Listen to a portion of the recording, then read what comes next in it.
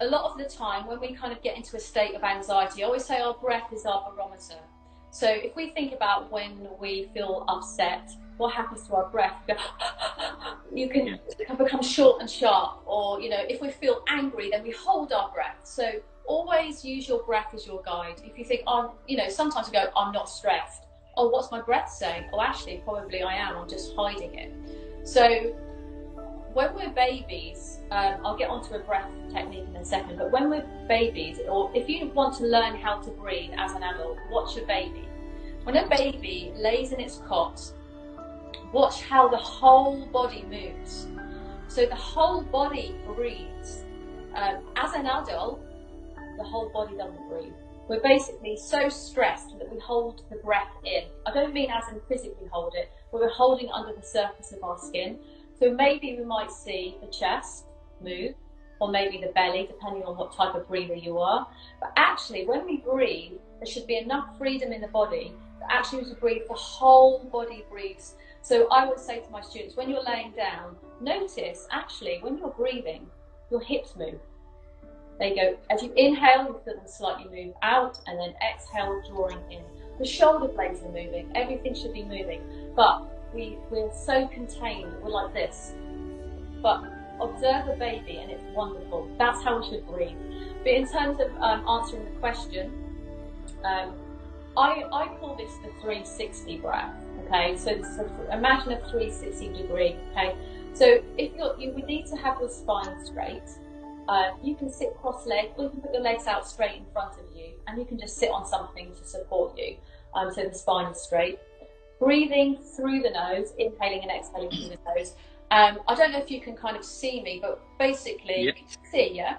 So we put our fingers onto the fronts of our ribs, and our thumbs around the back of our body, so it's almost like on top of our kidneys, yeah? So when we're anxious, we're not breathing fully, or we might be breathing here. So we just start, so with your hands, gently kind of squeeze your body, not too much. Keep the spine upright. And as we inhale,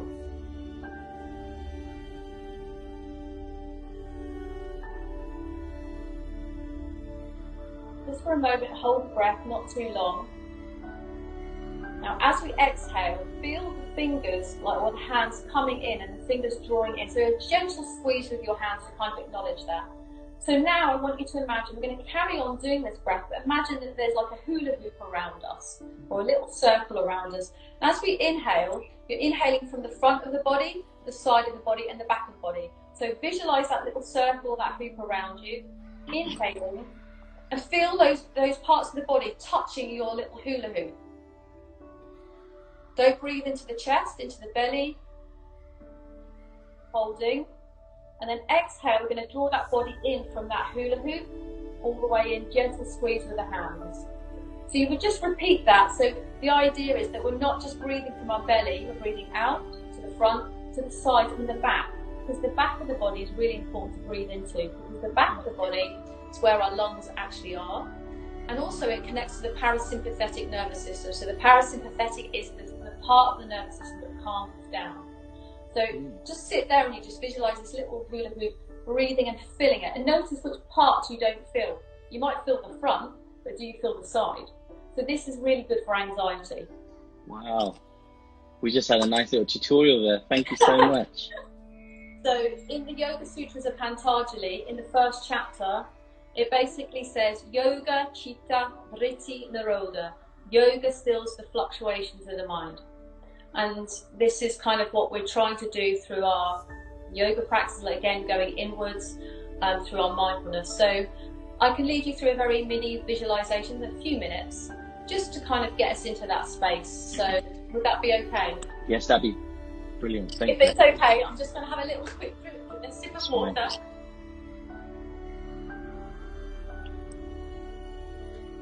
Okay. So, wherever you find yourself, just ensure the best that you can that your spine is straight. Maybe taking a little bit of support underneath you to help you do that, with your eyes closed.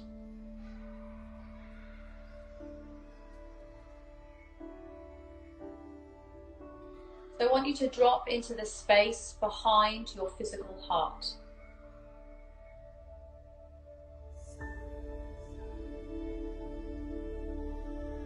Just observing your breath.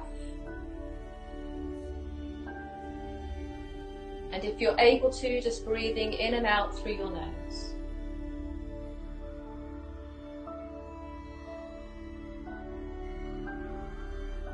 So we say, as we drop behind the physical heart, this is our spiritual heart, connecting to that presence, that divinity, that I am presence.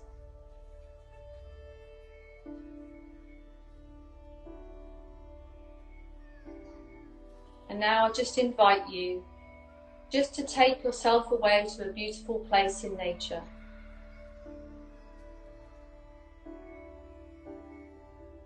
A place where you can feel calm, relaxed and safe.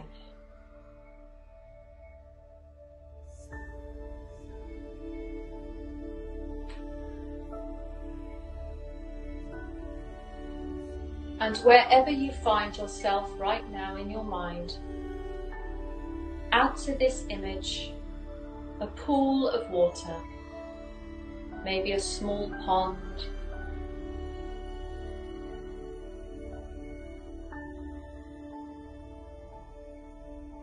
taking a moment to connect to the elements and to nature around you.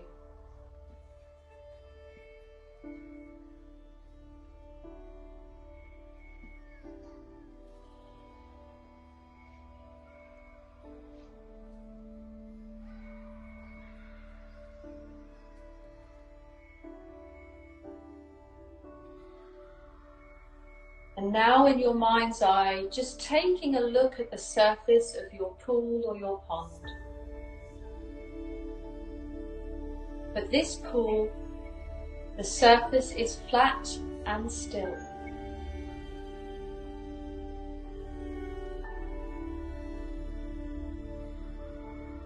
The surface is a reflection of how your mind should be when it's undisturbed.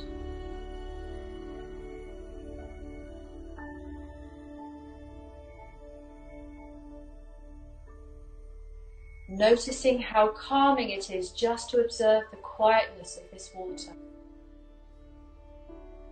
Drawing that in, embodying that within you. Reflecting that in the feeling and the quality of your breath.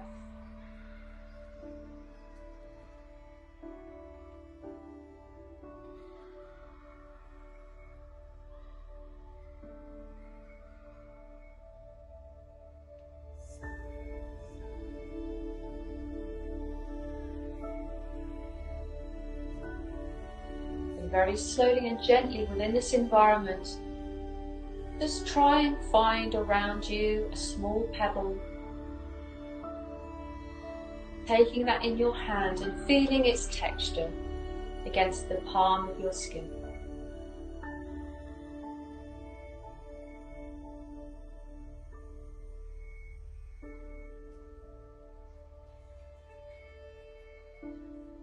And without dropping into the feeling, just observing it, think of the most pressing thing, the heaviest thing that's on your mind right now. And I want you to take that feeling or emotion and drop that sensation into the pebble that you're holding in your hand. Feel it draining from your mind, from the tension in your body, into this stone.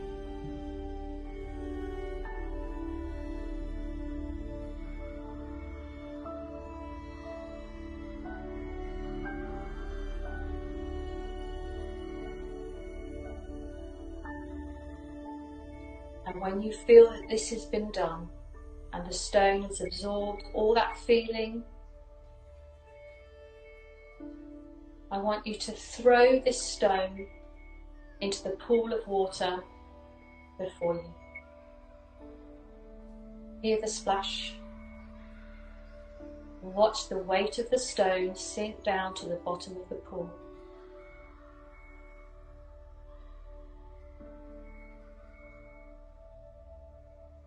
And as this happens, look at the ripples or the ring that it forms on the surface. Just one heavy thought can have far-reaching effects and repercussions.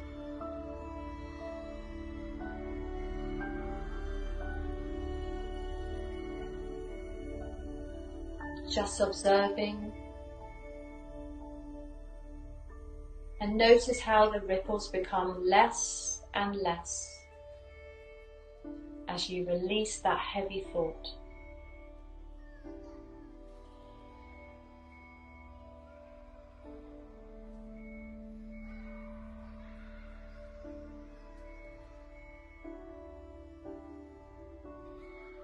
And the water will slowly return back to its once still state.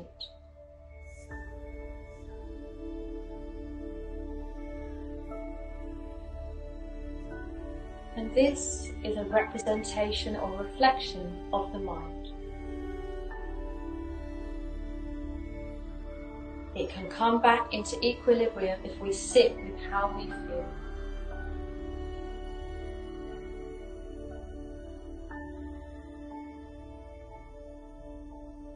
So drawing into you that essence of stillness from the surface of the water.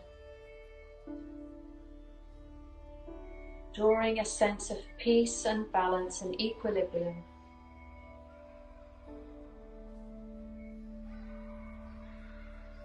Breathing that in. Embodying that.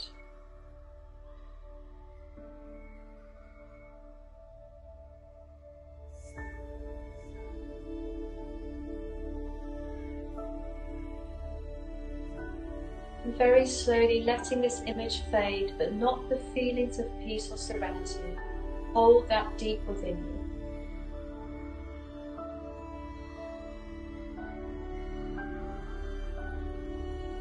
And wherever you are, wherever you're sat, starting to tune into the senses and sounds around you. So you can bring your awareness back.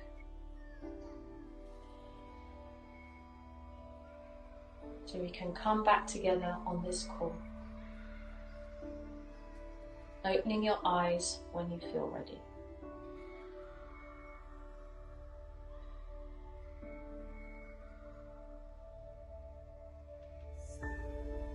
Wow. Thank you, Sarah, for that. You know, I feel quite calm inside myself after that, and I really appreciate.